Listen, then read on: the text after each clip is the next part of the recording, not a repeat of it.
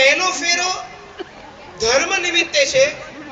આ બંને બાળકો દાંપત્ય જીવનનો ધર્મ નિભાવે, એટલે કે વૈદેહી પત્ની ધર્મ નિભાવશે, ગૃહિણી ધર્મ નિભાવશે, ભવિષ્યમાં એ માતાનો ધર્મ પણ નિભાવશે. અને એવી જ રીતે ઋષભ પણ પતિ ધર્મ નિભાવશે, પુત્ર ધર્મ નિભાવશે.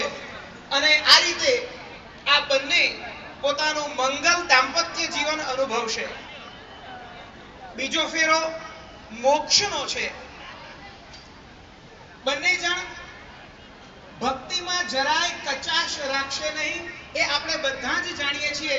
કારણ કે આ બંનેના પરિવારો અત્યંત ભક્તિભાવથી યુક્ત છે.